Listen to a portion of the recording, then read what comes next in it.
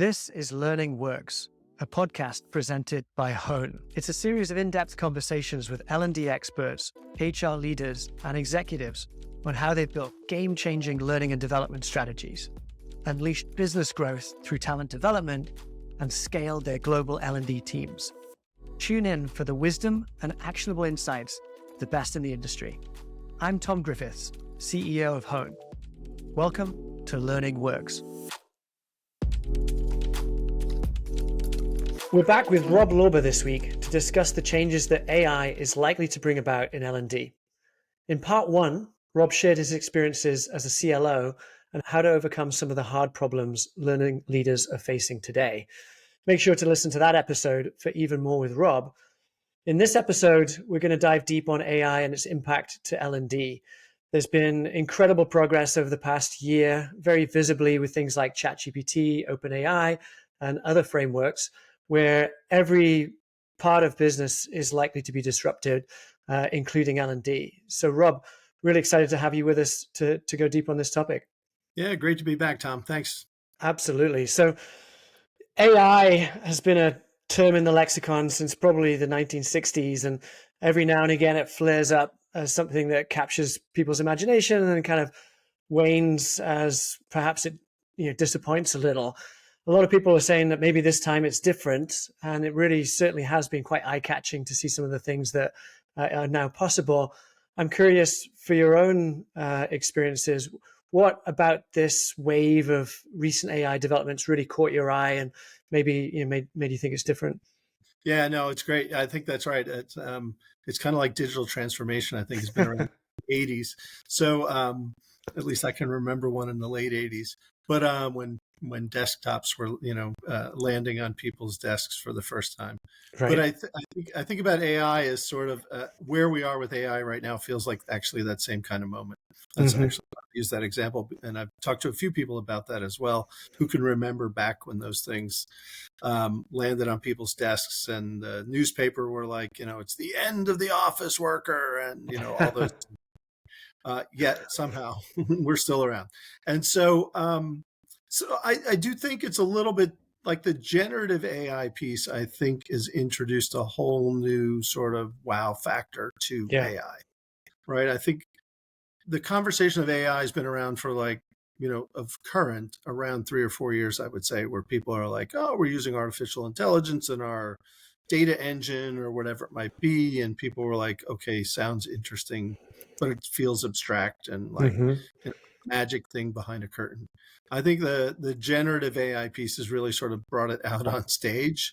And, I can go into whatever Bing or whatever and Bard, and I can start asking questions and getting answers from something that, I don't even know what I'm talking to. Right. So it's interesting. I find it more personally, I find it more a little bit more hype than reality right now, because I think about Amazon's Alexa has been around for 5 or 6 years, and that's a voice-based kind of piece. And if you think about the prompts that you're asking that, it's not all that much different than what you're doing with generative AI, ChatGPT experience. It's just text. So I sometimes wonder about, is it more hype than reality? But I also think the potential is really there around. What's different is the whole large language model piece. That feels very different and very probably threatening to some and spooky to others, and obviously disruptive to most of us. Yeah. I think you hit the nail on the head. I think it is the generative side of what we've seen in this recent wave that really puts it on stage. I can remember the moment I thought this is really going to have an impact on our lives was when I was using ChatGPT or an early version of it to write bedtime stories in the style of Dr. Seuss for my daughter, where you could get a couple of prompts from her as a 3-year-old and pump it into the prompt and give her a different bedtime story every night, which was really, really cool and obviously part of a lifestyle. So yeah, it really does seem like there's something new here on the generative side. How do you foresee that then impacting L&D or the job of a learning leader? Yeah, I think it's like everything else. It's like, so what does it mean? And there's I always thought about like the evolution of technology options as sort of cards in a playing deck, I guess is the way I always thought about it. So, I mean, when I started, it was all paper and classrooms, right? And then it moved to some version of online. I think in 1991, I did my first online training course. And, um, and, so then it became like, okay, now I have three ways I can do it, right? Then the internet came, and early days of WebEx, believe it or not, although it took till 2020 to actually get mainstream, right? Some of us are using that stuff in the late 90s, early Yep. 2000s, right? And it was again sort of now like a fourth way I can deliver things, right? And so I think of ChatGPT in that sort of context of like VR, AR, okay, fifth, sixth way I can do things. Hmm. I think about generative AI as sort of in that vein, but it might help me do a lot of those things more quickly, maybe than I could before. Hmm. So, it's early days, but I'm seeing examples of, content generation, quiz generation, course generation through ChatGPT, and similar engines, um, where it's taking now 45 minutes, where it might have taken 4 or 5 days, Yeah. right? And Yeah. and so I think that those are really sort of breakthrough efficiency plays right now, Hmm. more than they are like substitution plays, Yeah. which I actually think is good for the L&D community, because I think that in general, that I've always, in most of my career, we've always had more requests than I could possibly handle. Yeah. Yeah. And so now if I can get stuff done in 45 minutes instead of 4 days, or at least some fraction of what it used to take, that means in theory I can produce more. Yeah, exactly. And I totally agree. And I think that's what people sometimes get a little wrong about the fears around job replacement. Two things. One, it's not the full finished article. You need some human to drive these tools and then do quality control or curate or edit or reprompt to generate the finished article. And then two, it's not like suddenly we're going to just do some fraction of what we did before and then go home or cut jobs. It's like if we've got the capacity now to do 5 times as much as we did before, whether that's writing computer code or generating learning experiences, then it's likely that we'll take that because we're in a competitive environment and we want to do more rather than less. So I'm curious on your take on the fear around, is this going to replace people in L&D, or does it reshape their role, and what does that look like?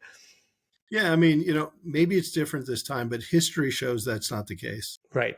Right. I mean, you can go back to ATMs as being the ultimate teller killer in Hmm. 1980. And in 2011, there were more tellers than there were in 1980. Right. Right. So you can use that. You can use the desktop example I gave earlier. The internet, is going to kill retail.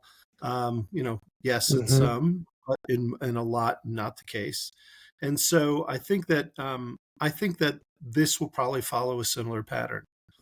I think the piece, I've heard it, and it's definitely not my idea, but I've heard the AI plus HI, right, is really the Hmm. winning formula going forward, which is the artificial intelligence plus the human interaction components Hmm. are really, the winning formula going forward. And I think you're right. Right, I can get ChatGPT to generate this content in 45 minutes, but I still need 6 hours to sort of clean it up and get it ready. Hmm. So I think that that's more the case of what we should expect, at least early days. I find it Hmm. hard to believe it's actually going to completely replace wholesale Hmm. kind of experiences. I can't think of one. I mean, I've seen examples of like call centers and those kind of Hmm. things, and it's like, Hmm. even that, I mean, today it's like chatbot or human. I'll take the human, please, Hmm. right? Hmm. Because the articulation and the ability to solve your problem seems to be better with human interaction. Yeah. Yeah. No, I agree. And like you say, if we look at history, these developments in technology just increase productivity as opposed to, um, have a net negative effect. So I think, yeah, some of the fears are overblown, but I can see, almost a elevation, certainly of the production rate of L&D teams, maybe of the quality. If you're able now to just generate a video, whereas before you had to book a camera crew and write a script, and now it can just be generated. I think that's really exciting. Do you see particular modalities being most likely or first to be disrupted here? What have you seen in terms of the different modalities and how AI is playing into them? Yeah, I think it's a really good question. I think e-learning content will be probably Yeah, the most visible upfront yeah, disruptive piece, right? It's yeah. probably actually already happening. I think a second one, which is sort of an indirect piece of L&D, would be coaching. Mm, So already starting to see, sort of chat GPT enabled or, generative AI enabled coaches, mm, which is an interesting thing because there's been a big push probably in the last 7 or 8 years to sort of democratize access to a coach. mm-hmm. Right. It used to be sort of just for the executive team because it was too expensive and Yep. not enough coaches out there. And that could be a game changer on that front. Mm-hmm. So I look at it as, going back to what I said in the last conversation about, being an enabler as a learning function. I think it can really unlock a lot of potential to be an even greater enabler in the organization to help people learn. Yeah. Yeah. Agreed. On the theme of enabling, do you see it democratizing the production of learning content? So going beyond the learning function, maybe I'm a sales leader or an engineering manager, and I want to somehow create a learning experience. How could AI help there, do you think? Well, I think it could play two ways. I think one Yeah. is sort of to your example where I want to create some learning experience for my people. So give me content that's going to let me do that. Mm-hmm. Right. I'm going to run a meeting and I want to take them through I don't know, team building experience. Give me 3 team building ideas. Right. Sure. Mm-hmm. Boom. Mm-hmm. Yep. That could be super handy, super creative way to do it. I think the other side of it might be more along the lines of personalization. Mm-hmm. And that is, I'm that person, a sales leader, and I have a specific piece of a product that I need to learn more about. Can you give me a walkthrough of that content? Mm. Yep. Right. So talk, tell me everything about that product like I'm a novice. Mm. Right? Yep. And suddenly I'm getting a sort of a personalized, the ultimate personalized learning experience Mm-hmm. served up to me. And Yep. the prompt back might be, would you like that in a video? Would you like that in an online course? Yeah. Would you Yeah. would you like to see 15 videos that exist in our organization's language model that are accessible to you? Yeah. Yeah, it's fascinating because then, the learning organization's role, a part of it would become making sure that the model has been trained with all the necessary knowledge, but not necessarily to go then and create the learning artifacts for the end user because they're interrogating it themselves or generating something unique to them. That's really interesting. I hadn't thought Yeah, about that. I think that's right. I think that the training piece is really important. So, and then I think the other piece is if you think about your organization and you say, like I need a framework for having a coaching conversation, Mm, right? We all know today there's hundreds of them out there, right? If you traditionally Google them, you'll find lots of them, hmm right? And organizations tend to have one of their own or a hmm preferred model, perhaps. So how do you make sure that that inquiry uh, gives you a predictive answer every time to people in your organization Yep. that's consistent with culturally the way you want to operate your business? I Yep. think that's an example of like a learning leader or a learning organization should be thinking in that construct about how it might be. Yeah, yeah. So really the curators of the right kind of training and models and frameworks and content that then get loaded in and learned and then deployed in different ways to the end user. I was thinking as you were saying the coaching example, you could ask, okay, so what's the coaching framework that I should use here? And that comes from the company. But then you could ask about, okay, well, give me an example in my department, like for an engineer who's underperforming, how can I use a coaching conversation? So they could develop beyond the basics into something that's specific for them, using the seeds that the L&D team have planted, I suppose, in terms of the frameworks.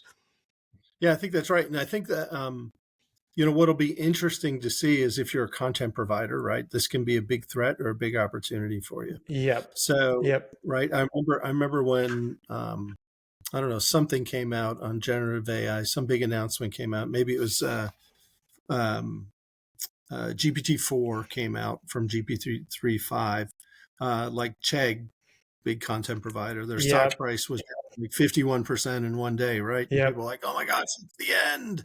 And actually, I think though that those IP-driven, like Chegg, basically has a large language model, right? So if you're in an organization, how do you buy Chegg's content Mm. and use that as part of your large language model relative to the subject matter that they offer to you? Mm-hmm. How do you make sure that's your large language model? I think it's a really interesting sort of opportunity on the supplier side as well, where instead of selling courseware now, you might be selling sort of IP libraries in a Mm-hmm. different construct. Yeah. Yeah, that is interesting to think about what it means for content libraries and vendors. For the learning practitioners, I don't want to dismiss the fears that they might have around the change coming due to AI, whereas perhaps the fears over complete replacement may be overblown.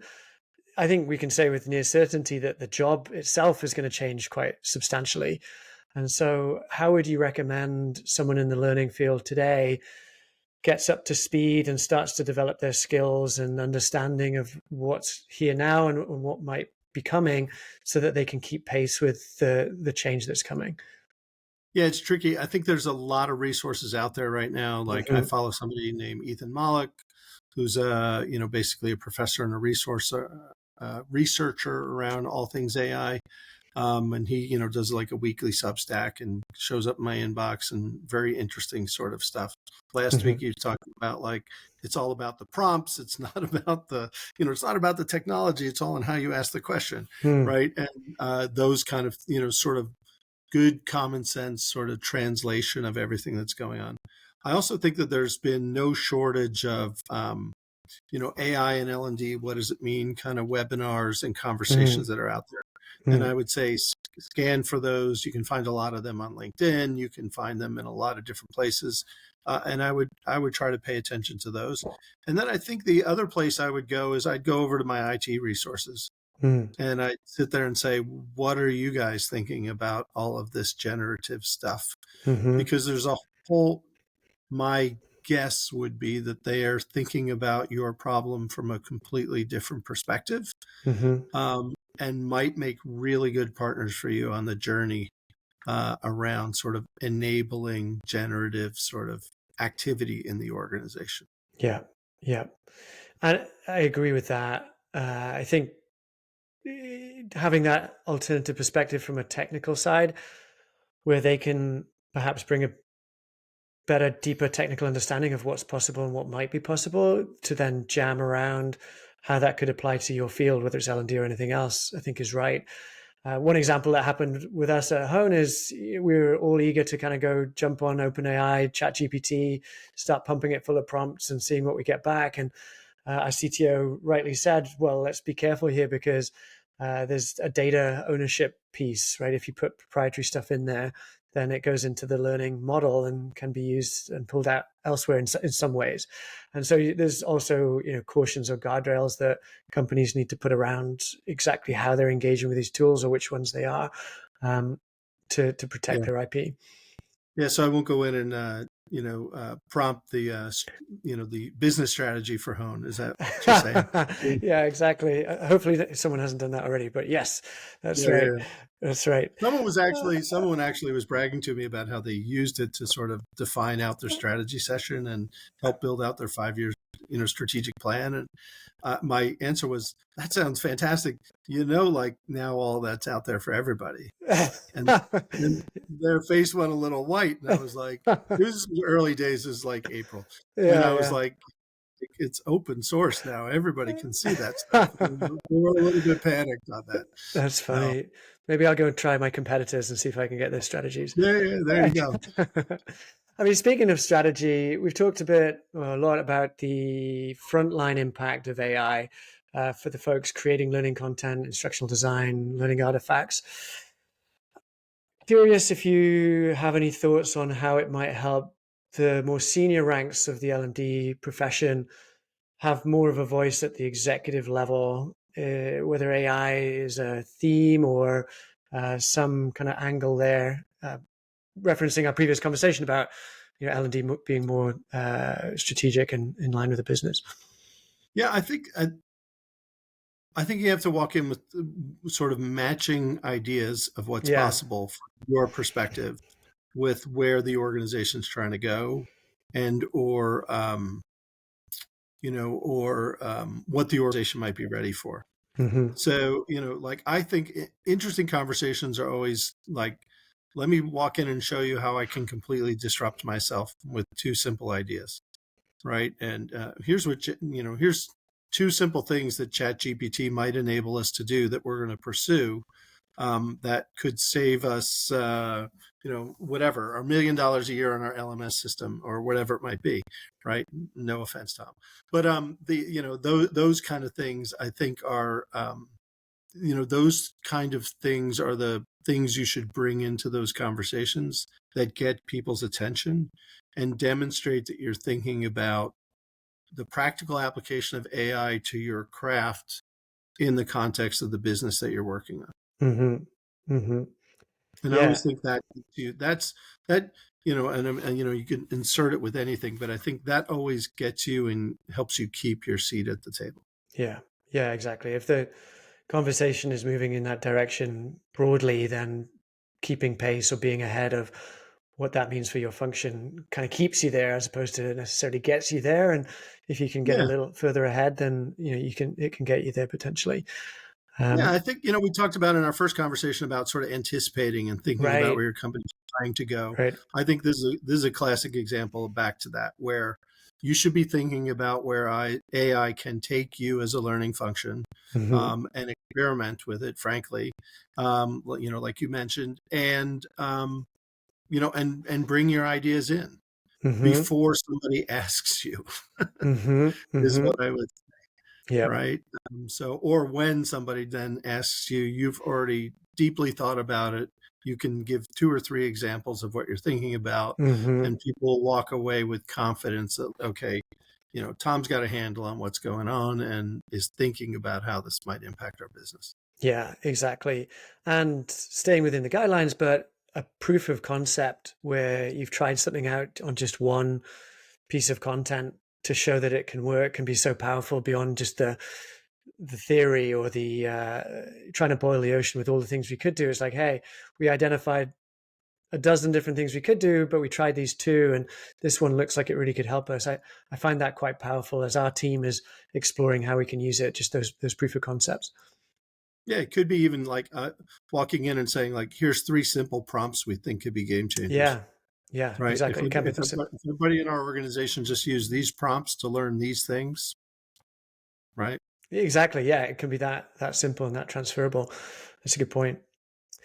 So, we both have exposure to the startup world, and everybody these days has got AI on the box because it helps with valuations and marketing, and some of it's real, and some of it may be a little bit contrived and hyped up. So, how would you advise learning leaders or learning buyers to really understand, which vendors are actually leveraging AI to the degree that it's helpful, and those that aren't?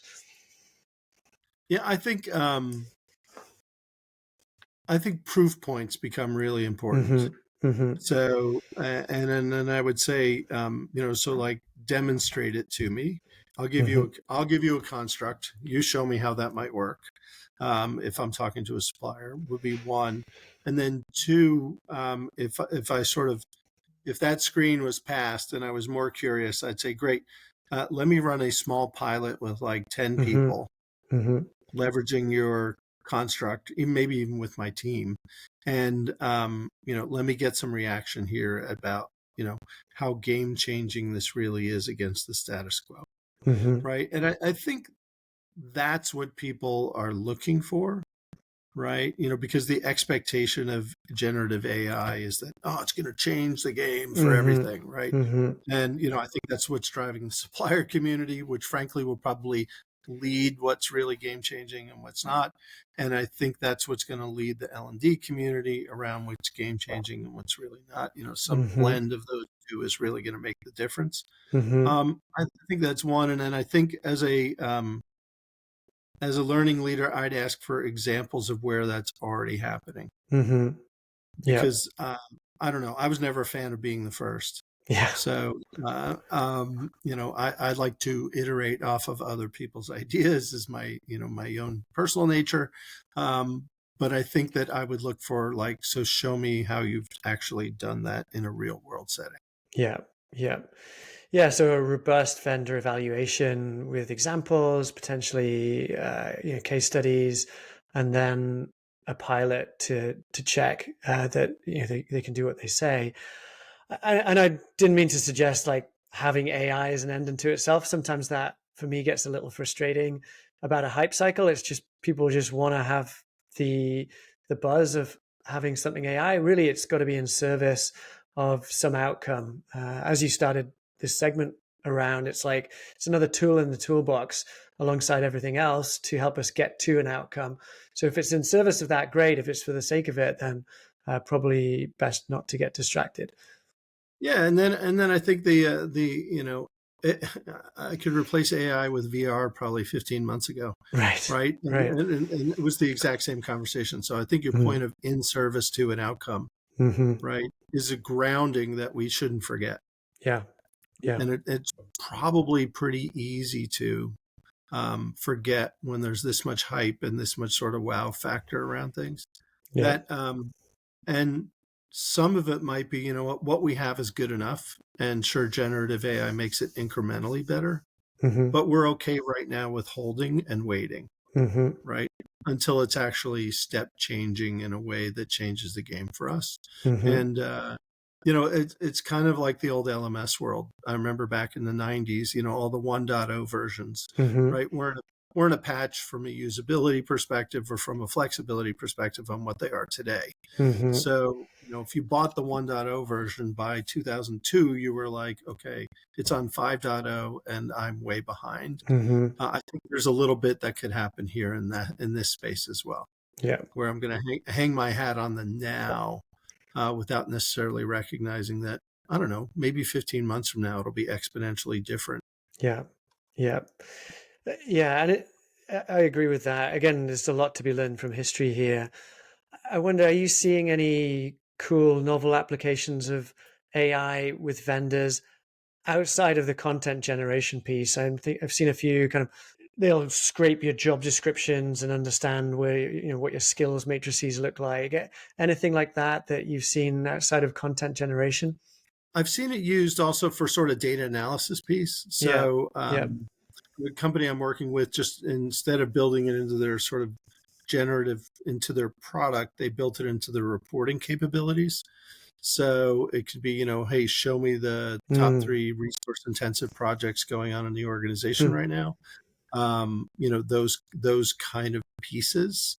So I've seen it and I think that's an interesting way of sort of dashboards of the future. Yeah. Might not be dashboards, but just prompts, Mm-hmm. right? Show me the region with the best sales last month or last Mm-hmm. week or yes.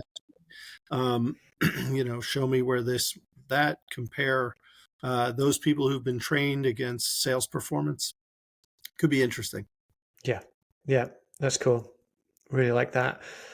So we've talked about what AI can do for an organization and a few examples there and earlier, and the caution around what it might not be able to do for us. And so are there specific areas or practices or things you think that AI clearly can't do for us and is going to be the purview of humans for the foreseeable future?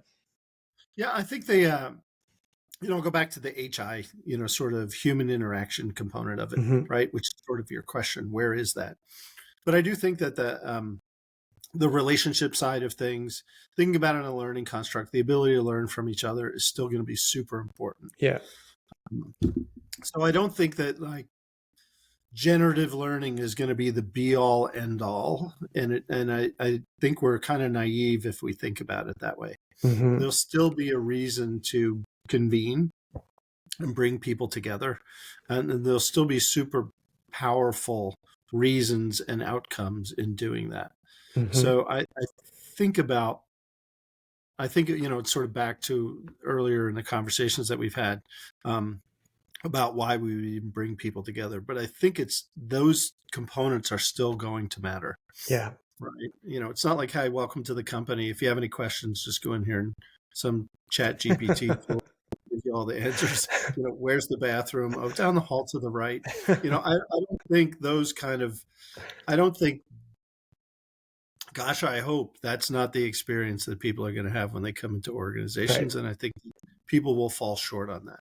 Yeah. So when you think about, so maybe a better way to frame that might be in actually in DE&I terms, right? So, from an inclusion perspective or belonging perspective, the things we need to do to make people feel like they belong in the organization are still going to be super important, Mm. and require human interaction activity. I think the things that we need to do to help people understand um, where their future might lie in the organization and the potential Yeah. is still going to require a large amount of human interaction. Those kind of pieces are still going to be super important and outside, I think, the realm of generative AI. Yeah. Yeah, I totally agree. The human side of things, the human skills of connection, leadership, I think accountability, you feel to another human, you don't necessarily feel to a piece of software. So there's plenty in that human realm that will continue for a long time, if not forever. And there's skills there that folks can continue to develop. I totally agree. So we're not out of a job anytime soon. It's good to know. No, I think about things like labor shortages and declining population trends Hmm. and those kind of pieces, and I sit there and say, like, this should not really actually be something to panic about because it might actually solve some of those bigger problems, Yeah, yet still ensure that there's plenty of employment to go around. totally agree. Well, that's a great note to end on. Rob, this has been a fascinating conversation about AI. Before we wrap, I like to ask everybody this question because we have a bunch of earlier career learning leaders who are just getting started. And whether this relates to AI or not, I would just be curious if you had one quick tip for someone early in their career, what they can do to accelerate themselves, their progress, and be visible to their organization. Yeah, I think it'll go back to what we talked about earlier in terms of being sort of the business person first and Hmm. the learning leader second. I've worked across multiple businesses and multiple industries. So, I wasn't I wouldn't say like I was the diehard person for the company that I worked for, but I did invest myself fully into understanding that business, what it was all about, what was driving it, where its challenges were, and then what role can I play in helping to solve some of those things and have impact. And I think that probably helped me for most of my career get to where I was and helped me get the jobs I got. So I would say, like, for me, that's a surefire thing to get and stick with. And then I think the second thing from a learning perspective would be, as a learning leader, don't hold anything that that you're in your purview precious to you. Hmm. Right? Be willing to be the bigger critic of your work than your stakeholders will be.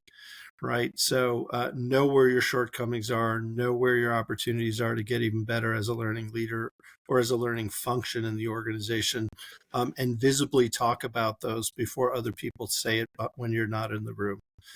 Right.